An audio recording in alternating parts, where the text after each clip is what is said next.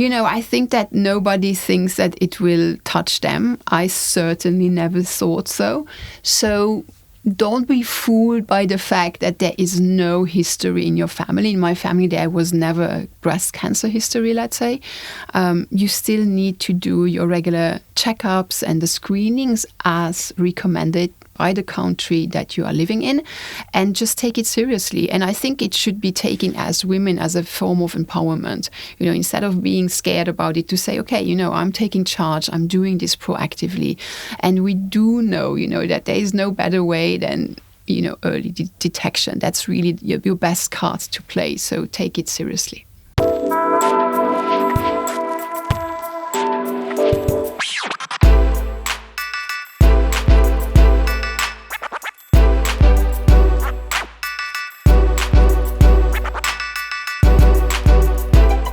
Hey, and welcome to the Forties Formula, your go-to place for insightful discussions on navigating the 40s and thriving in this transformative decade. We're your hosts, Jasmin and Amanda, two women that are passionate about exploring the challenges and adventures that come with turning 40 and what lies ahead.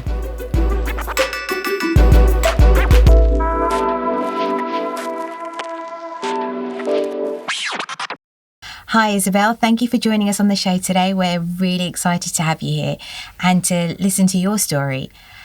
If you could you take us back to that time when you were 32 years old and you first found out that this wasn't just, a little bump in the road? Well, actually, it was probably the happiest time in my life. I just came back from my honeymoon. And it was a beautiful wedding, and I was really, really at a very happy place. I was very happy at my work, and everything was going perfectly well. And it was really putting on preem on my body that I felt a very clear lump in my breast. And I immediately took it seriously. And I think that's probably one of the best things I did in my life. I immediately the next day went to see a doctor, and that's how the whole process started, with a biopsy that was done and that confirmed that it was indeed breast cancer. And yes, it's something that you never expect, that nobody can prepare you for, but that you have to start dealing with very, very quickly. I read in an interview that in your early 20s, you were looking after your mother who was also suffering from cancer. How did your diagnosis and your experience from before make you feel during that time when you found out? Well, actually, it was interesting because my diagnosis came 5 years after my mother's passing. Mm-hmm. And somehow it was the same doctor, although it was two different cancers. And she was very shocked when she saw me. And she was like, oh my God, no, this cannot happen to you. And I have to say that, interestingly enough, I had immediately kind of that survival instinct kicking in. And I immediately said to her, do not confuse me with my mother. It's not because she didn't make it that I won't make it. This is a new story, another chapter. I'm going to make this. So it somehow gave me strength because I learned during the process, and I just knew that I had to be brave and do my best. And I was very positive that I could make this, actually. Yeah, that's impressive, taking on something which can be such a scary experience, but actually seeing the positive in it. Yeah, I don't know that I could have been the same at such a young age, especially because having watched your mother pass away from cancer and then to get that diagnosis yourself, how did you make the mental switch to be positive? What was it that allowed you to do that? Because you had seen a not successful cancer ending with your mom. It was honestly not something that I had to work on. It just came, It just came. And that was great because that was really kind of something that helped me throughout the process, that I just refused to look at a complicated ending. I was kind of convinced since the very beginning that I would make it, and it really helped me throughout it. But I didn't apply specific strategies, which now I know of and that I teach kind of my clients. For me, it really came as I would say as a very natural, deep survival instinct and deep willing to live and to overcome this. Amanda, you're going to love this. I just found out that the Meat Club have added a whole new range of protein snacks and supplements to their website. Wait, what? I thought they just did the meat and the fish and that brand new range of fresh fruit and veggies. They do, but now they've got things like grass-fed jerky, protein bars, and even bone broth. It's all packed with nutrients that are perfect for a quick and healthy snack. Okay, that is exactly what I need for the days when I'm running between clients and recordings and kids. Exactly. Do you know what I love the most? Is the Chief Collagen Protein. I just stick it in my coffee to help with not only my skin, but healing my gut with all that glycine. Okay, so I just need to jump over to www.themeatclub.com.sg and check out their full range of protein snacks and supplements. Yup, and you can save yourself 12% off your first purchase using code TFF12. And don't forget to follow them on Instagram at themeatclubsg. And they also offer a subscription service with the perks that are amazing. You can get up to 15% off your basket and even free mints for life on orders over $100. Plus, they offer over $160 worth of exclusive perks and give you the flexibility to edit your cart or change your delivery day anytime. Now back to the chat. So then 5 years later, you were diagnosed again. How did that impact you at that time in your life? So I was first diagnosed at the age of 32 and I went through the whole thing. So I had surgery, I had chemotherapy, I had radiotherapy, I had hormone therapy. So it was a very long and very difficult process. And I really did everything by the book. So I did all my treatments. I bravely went through everything. And then less than 2 years actually after my first diagnosis, I went to a normal screening and very confident. And unfortunately, they realized that there was something coming back in the scar of my first surgery. And that's where, again, going through different, steps, they announced to me that my cancer was back. And I have to say that emotionally, that one was much harder because for me, it was, okay, the first time around, you kind of had all these strengths and you did everything and you went through it and you fought it. And I honestly really thought that I was done with it. I really thought, I'm done with it. I will never, ever have to do anything with cancer again. So I never in a million years expected it. I see a lot of my clients who are very scared about a recurrence. I was not. I was really not. So it really was a shock.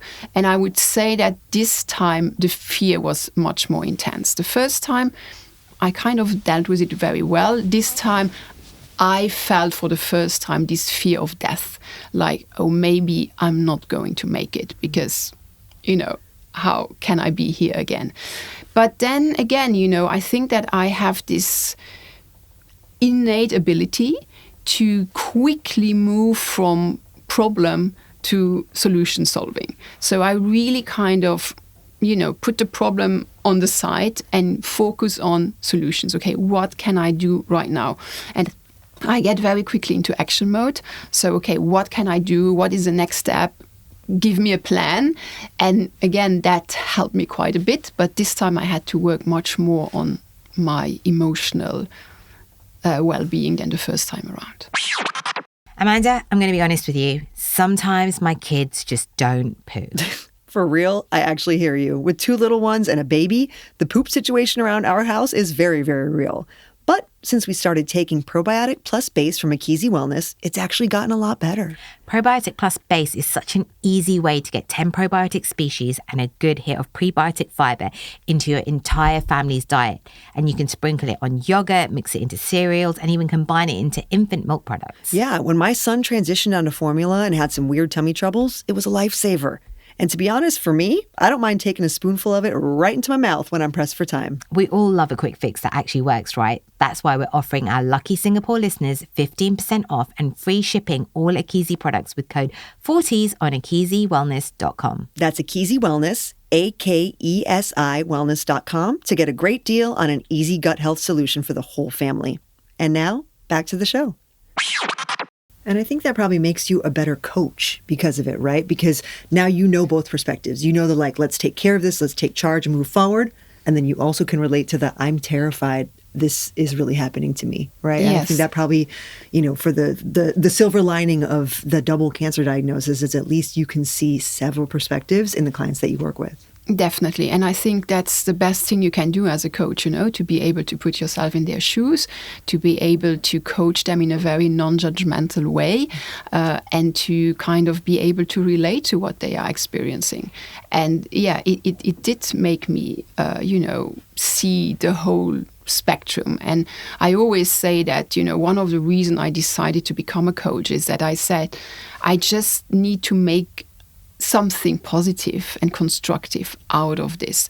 I saw it from so many different angles as a caregiver, which comes with its challenges, as a first-time cancer diagnosis, and then as a recurrence. And I learned so much throughout this process that I wanted to share that with others. So it's been 15 years now and you've been in remission, which is incredible. So congratulations. Thank you.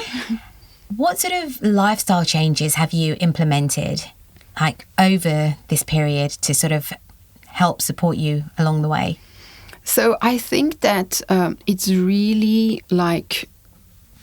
I think the important thing to understand is this is not a sprint, it's really a marathon. So it's really about implementing sustainable habits throughout your life and see it as a long-term project. And many things, I believe that we all have to start with the foundations. Sometimes we get lost in the complexity of nutrition or specific lifestyle habits, but I always coach my clients to start with the foundation, which is starting with good sleep, making sure that you understand what is good sleep, how you get good sleep, eating a proper, clean, nutrient-dense diet, moving your body, not only doing exercise on a regular basis, but making sure that you are not too much sedentary, and, all these different aspects. But then also the emotional aspect, which I completely kind of neglected the first time around. I really understood that is something that I had to take seriously, and that you can't heal your body without healing your mind too, and that you need to put it the time and the attention and the effort to also be in tune, not only the body, but also your mind and your emotions. So I've started to do yoga. I became a yoga teacher. I'm certified in meditation, in breathing techniques. And I use all these techniques for myself, but of course also in my coaching. And I love that you mentioned exercise and nutrition as tools that you did use. I think there is and again, I've never been through a cancer journey, so this is on the outside looking in, but I think there's the assumption that once you get this diagnosis, it's like you build this shell around you, right? And it's like, I can't focus on exercise and nutrition because I can only focus on this cancer and I can only focus on, the clinical treatments that I need. But then in doing so, you kind of shoot yourself in the foot, right? Because then you take away the opportunity to use nutrition and exercise as a supplementary or adjunct therapy, which it really can be. I don't know about you, Jasmin, but one of the main questions I get from nutrition clients is where to grab a healthy meal when they're out and about. Oh, all the time. And they're often happy to hear me recommend Guzman y Gomez, where clean is the new healthy. GYG serves up honest, clean eats. No preservatives, no artificial flavors, no added colors, and no unacceptable additives. Basically, no nasties. And that's part of the reason why I feel good bringing my family to GYG for a quick meal too. My boys love it. Plus, I know they're getting fresh, 100% clean food. And it's seriously good stuff. The salsas and marinades are actually sourced from Mexico, so every bite has authentic Mexican flavors. And as a native Californian, I can verify that is legit. Oh, you've got me hungry for my fave protein-packed burrito bowl. I love that I can double up on the protein to make it even more nutritious. I'm a burrito bowl gal too. Extra spicy with double barramundi for me. And super easy to get since there are 18 locations all over the island with online and social media delivery options too. We know where we're headed after the podcast. Now back to the chat. It can. However, I do think also that there is a time for everything. And at the beginning, you are just too overwhelmed, Sure. It's just too much. It's just too much to handle. You have to understand that not only are you in a state of shock, but you are also confronted with an overwhelming amount of information that you need to process, to understand. And very quickly, you need to take drastic decisions on, your treatment plans, on where and with whom you're going to be treated. So this is kind of the first thing you need to solve, which already takes a lot of energy. And so I understand, I can relate to that the first thing you think is not about lifestyle. So it's first about, okay, what is the immediate urgency? And then everybody's different. Some people have already some kind of knowledge about the importance of lifestyle and nutrition. They would go quicker in that next phase. Let's say, let's getting out of the shock phase and let's getting more into what can I proactively do. And then definitely it does make a big difference. And if there's something that I have learned throughout my journey, but also the hundreds of clients I have coached now, is that, the way you breathe, the way you eat, the way you move, the way you interact, the way you sleep, they all have a significant impact on your health, on the way you feel, on your well-being, and on your ability to recover. And I think that's the key there, isn't it? It's the recovery, and how it's not just for people who are at a point where, they've got a diagnosis of cancer. It's just in general as well. It can make such a big difference. And obviously when you are overly stressed, overly emotional, it's going to almost stop your body from progressing forward. So, these are big challenges that you kind of need to overcome. So what would you say are the biggest sort of physical and emotional challenges that your clients or even yourself experienced during this time? I think that first of all, it's just brutal because everything happens so quickly. So you don't kind of have time to get ready, to get prepared, to do a lot of research. So you really have this feeling of being rushed. And then it has such a deep impact on every aspect of your life. That's the thing that often is underestimated. So you immediately think of, okay, can I go back to work? Do I have to tell my boss that I need a break? Will I be able to drive my kids to school? How is it going to impact every aspect of my life? Because it does. Also, finances often are impacted. But then, it's this combination of the physical and emotional toll it takes on you that is really hard, because you suddenly become a person that you don't know. You have to deal with things that you are not familiar with, that you don't really know how to deal with. And then you feel differently, depending on treatments, of course. You feel fatigue, you feel overwhelmed. There might be physical aspects that changes, particularly, of course, if you go to chemotherapy or have aggressive surgeries. And then the emotional aspects, of not recognizing yourself literally in the mirror. So you don't recognize yourself the way you feel. You don't do the same activities you used to do. And then in addition to that, you don't recognize the way you look and the way you look in a mirror. So it's a lot to deal with, and it's tough. It is tough. You obviously have experienced the caregiver role as well. Do you help sort of members of the family with the emotional support? Yes, definitely. And actually, quite often it is a family member that would kind of reach out to me. It can be the kids, who want their parents to work with me, or they want support on how to kind of prepare food for their parents, how to get them to move better, how to get them to sleep better. And then often it's the wives. Yeah. So when I coach, I mainly coach breast cancer. That's really kind of my main focus of attention. But of course, I coach any type of cancer, and also men. So often it's the wife that comes and see me to learn some tools on how to kind of guide and help their husbands throughout the period. So looking back at your own health journey, is there anything that sort of stands out as pivotal, with your recovery? I would say it was really the second diagnosis. When I had that really clear message, okay, you need to go deeper and take this really very seriously. This is for the long run. And I also wanted to really understand what I could do to support my health, what was actually in my hands, what could I do proactively instead of focusing on everything that is uncertain, which is another challenge throughout this period, is the uncertainty of the whole situation. And I really wanted to understand, okay, what can I do on a daily basis to support my recovery and to hopefully also reduce the risk of my cancer coming back a third time. So it was that realization, I need to put in more work, which was then very quickly, I realized that I was also very passionate about all these topics. So that helped, of course, because I was really interested in reading, in studying. And then the next step was when I felt this purpose of, now that I learned all of this, I want to really do it, professionally. And you mentioned yoga and breathing and meditation as three kind of specifics that you were drawn toward.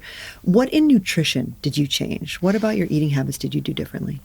So in terms of eating habits, for me, it was kind of also understanding how to simplify, and to make it happen, because often you get lost in all this terminology and you kind of feel that you need to name the diet that you are doing. But it's really about going back to basics. And for me, it was looking at my plate and saying, okay, is this going to support my recovery, or is this going to potentially make my health worse? So these very simple questions. And then I would say also really starting to be much more in tune with my own body.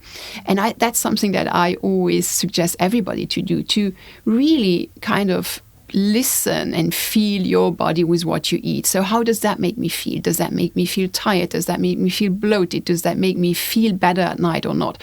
So you really need to become your own kind of detective in understanding how food makes you feel. But it was really about making sure I had all this natural whole foods and reducing as much as possible everything that is just super processed, super, not natural. That was the first step. And then from there, of course, I kind of graduated and became more aware of what I was eating and really kind of could fine-tune over the year what works best for me.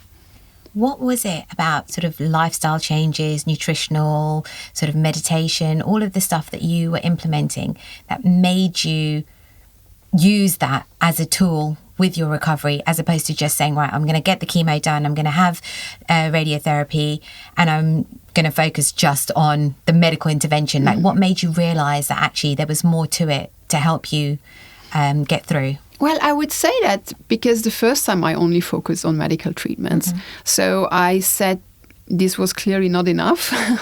So I better kind of adapt my strategy and need to be much more open-minded. I was a very, very pragmatic person, still am in some extent. And for me, it was, there is, malfunction in the system. It needs to be fixed. Let's cut it off. Let's burn it. Let's get rid of it and go back to my normal life. And I wished it would be that easy, but I realized that, yes, I needed to really look at my body as a whole and also be brave enough to look into what aspects in my life, in my lifestyle, might have contributed to me, to my immune system not being strong enough to fight this cancer off. And that's how the whole journey began.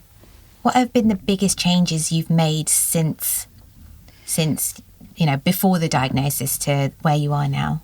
I would say probably my main focus at the beginning was to really get proper and good sleep, which was something that I completely kind of underestimated how important it was. As when you are young, you always think, oh, I just drink one more coffee. I'll sleep when I'm dead. Exactly. I'm going to sleep over the weekend. And you just feel so powerful, and you realize that it's actually really something that mounts up and that the negative effect it has on your health accumulates. So I really understood that I needed to put sleep as my first priority. And then for me particularly, I also realized that I was taking things too seriously. Often in my life, everything was like so serious, and I would put myself under so much pressure for everything. I wanted to to be a super achiever in my work and in my private life. And this pressure, this feeling constantly under pressure, self-imposed, was for sure not something that helped me. And that I needed to find ways to just, be more relaxed and also to enjoy life more, to just pause and enjoy and find more things in my life that brought me joy, that makes me laugh, that makes me laugh. And I'm still working on that, because my natural kind of mechanism is go, go, go, go, go. And I always kind of pause myself again and ask myself, is this serving me? It's better to kind of take it easy right now and to remember to take care of your emotional well-being too. I think that's the biggest switch, because the first time around, I kind of was not ready to go there. Can I ask, I'm just trying to clarify the timeline. So off air, we were talking about your two boys, 12 and 10. I assume they came around after your second diagnosis and so into your second remission. Can you tell us about how fertility played into some of the concerns that you had when you got those diagnoses? Well, unfortunately, your fertility is definitely impacted by treatments, particularly through chemotherapy. And unfortunately, also many women are not aware of it. I see all the time clients who tell me, now I just realized that, I'm not fertile anymore. Nobody told me that at the beginning. So for me, it was a bit of a similar situation. I was never really told that it would impact my ability to maybe have children. Only at the end of it, when my period was not coming back, I asked questions and they said, oh, you never know. Sometimes it comes back, sometimes it doesn't come back. It can take... So for some women, it takes, 1 to 2 years. For other women, it can take many, many more years. And sometimes it just never comes back. So kind of, you just need to cross your fingers, right? And so I was at some point told by a gynecologist that I was definitely never, ever in a million times going to have children. So that was a very tough decision, a tough thing to hear. I was not ready for that at all. But again, somehow, I find this inner strength and inner optimism that I said to myself, that's just one opinion. I'm going to still believe and treat my body as if I will be pregnant someday. And sure enough, my period came back. Amazing. And I was able to be pregnant not only once but twice. But I am very, very much aware that I was very, very lucky, let's say, that it happened to me. I do coach, unfortunately, a lot of women who have not been that lucky and were not able to have kids after. So I really count my blessing, and I'm grateful every single day that despite my 2 cancer diagnoses, that I was able to be pregnant twice of 2 very healthy boys. And did you send both of their baby pictures to that gynecologist? I thought first about thing it. I would have done is get that birth announcement in her hands. Especially once that I met him in the supermarket, but I said, okay, let's keep your dignity and you're so much just better get than us, over Isabel. it. What sort of message would you like to share to our listeners about sort of awareness and early detection? I think that nobody thinks that it will touch them. I certainly never thought so. So don't be fooled by the fact that there is no history in your family. In my family, there was never a breast cancer history, let's say.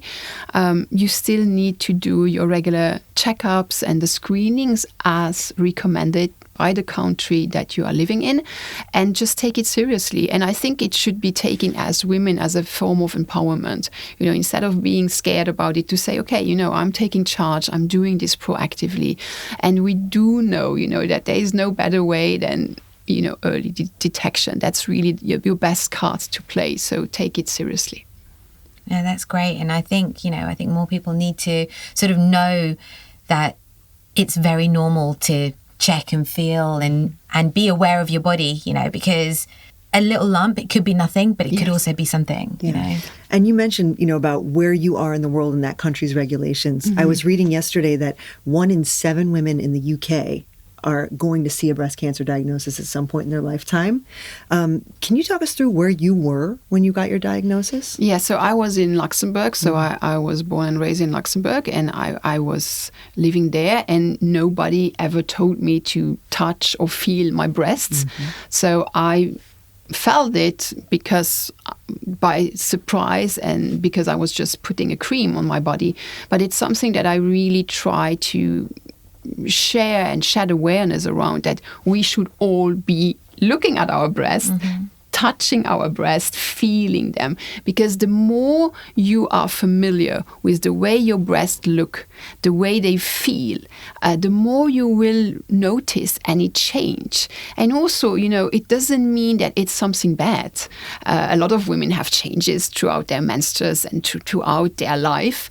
And even if you feel a lump, most likely it is not cancerous, but you should still take it seriously and check it out. And so I always really recommend to have at least once a month, a date in your calendar where you just do your self-breast examination. It can be under the shower, it can be in front of your mirror, but just get it done. Just feel the breast, from the collarbone throughout the breast and then under the armpit, just to make sure. And if there's anything unusual, this can be a feeling of a lump, it can be redness, it can be any secretion coming from your nipple, any difference in shape, you should just go and see your doctor. I had, this was a little bit after the twins were born, I felt something. It was kind of underneath my armpit, just sort of closer to my breast. And it was weird. Like I felt something, but I didn't emotionally or mentally feel anything. It was just like, okay, there's something there. Let's go and get it checked out. It turned out it was just, like a hard milk clump or whatever it was. But, the fact of the matter was it wasn't something I ignored. And I think the reason behind this is actually I've got a friend who got diagnosed with breast cancer a few years ago, and also my cousin's wife. So, it's like you might be young and like yourself, you might not think that it's going to be something, but it's always better to be safe than sorry. And I think that this is a very important point. When you are breastfeeding or even when you are pregnant, you still need to, to take these things seriously. Unfortunately, it does happen. Right now I'm coaching 2 very young mothers. One is pregnant, the other one just gave birth, and they both thought it has just to do with the milk production in their breast, this feeling of lump, but it turned out to be quite an aggressive, actually, breast cancer for both of them. So it's always better to get it checked and to insist, even if people around you say, oh no, it's nothing, you make sure it gets checked. I'm hearing that, girl. I have been pregnant or breastfeeding for the past 5 years, and obviously turned 40, as we were talking about off air, during those 5 years. And I turned to my husband and I said, do I need to get my mammogram now? And he was like, yes, you still do. Like it's, for some reason, you're right. There's this idea that like maybe I have an exemption from all the pregnant breastfeeding stuff. He's like, nope, you're 40, go do your thing. So you're absolutely right. We are not exempt. And also just put it into your agenda because you will forget. You're and correct. It would happen to me you too. are correct, Isabel. Even though I'm in this journey like forever, if I don't have it in my calendar, annual checkup, this thing to do, this blood test, I will forget because life happens. So the best thing you can do is really to put it down in your calendar. I always post on the first of the month in my Instagram, feel your breasts, just a reminder for everybody. Love it. And then I have myself in my agenda when I need to go for my checkups. Right, ladies, make sure you've all touched your breasts and felt around. Do it right now. Yes. Right now, literally today. Isabel, before we go, is there any sort of advice you'd like to offer somebody who is maybe going through a cancer diagnosis, or even a partner or a loved one, about, how you can support them through this journey? Yeah, I think that first of all, it's important to understand that it's a very individual journey for everybody. So, you don't need to compare yourself to others, but what feels right to you is important to kind of follow. And then also don't be afraid to ask for help. Yes, it's important to be brave, but I think it's very brave to ask for help and to recognize, what are some aspects in my life that I just can't handle right now and that I need some support. This can be, getting, the kids to school, doing the groceries, helping with the insurance papers, whatever it is. Don't be shy to ask for help. It's not a sign of being fragile, of helpless. And then the second advice would be really to immediately start protecting your energy.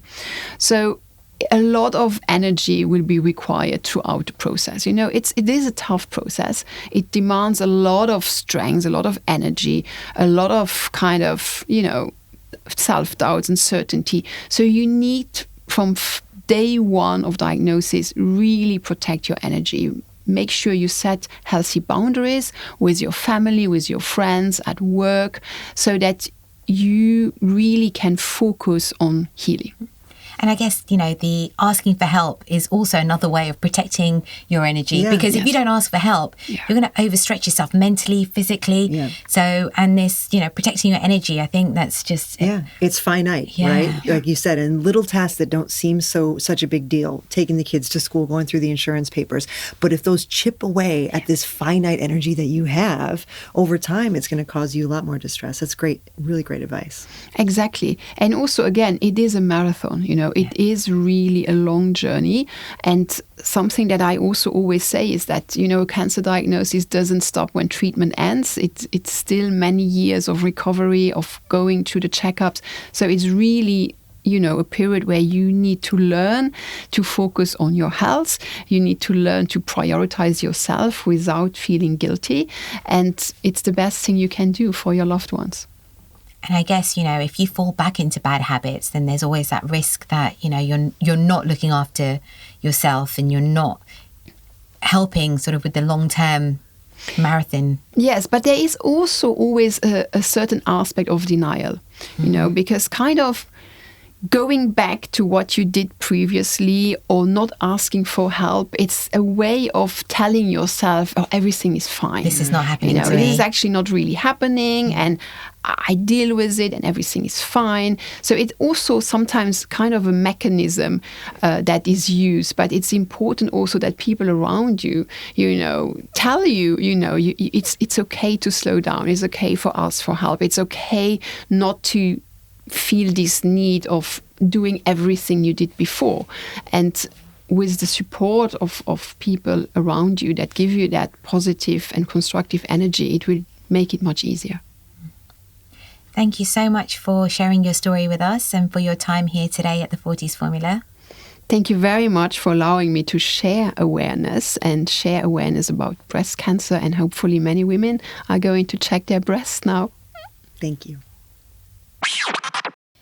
Guys, you know how much we love coffee. And if you want to show us some love, you can get us one. Just visit buymeacoffee.com/the40s formula. Cheers. Before we go, please remember to hit subscribe and take a moment to support the 40s formula by leaving a review on your favorite podcast platform. Your reviews will help us to reach more people and allow us to continue to bring valuable content. It should only take a moment, and it's a free way for you to support the show. You can also stay updated with the 40s formula by following us on Instagram at the 40s formula, all one word. We share behind-the-scenes insights, episode updates, and much more, so please be sure to hit that follow button.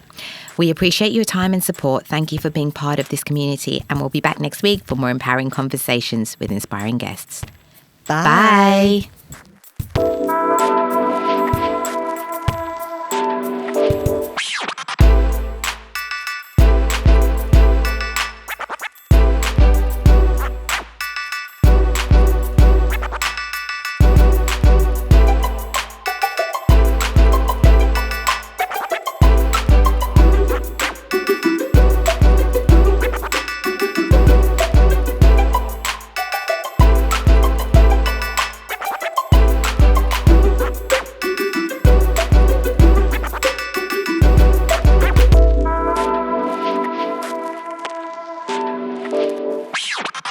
Been in Singapore? 18 years. Wow, really? Yes. Wow. So you're the lifer.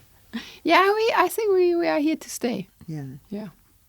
I mean, there's a lot of reasons not to go. I'll tell you what, right? And especially when it comes to healthcare as well. Yes, right? There's a lot of reasons to healthcare stay. and just convenience of Yeah. living and working here. Oh, it's so convenient. Yeah. Do you get back to Luxembourg though? I do, but not every year. I try to make people come to me, Yeah. but That's Yeah. exactly my strategy. Yeah. With three, I have 3 small kids, so Yeah. it's like you come here. yeah, exactly.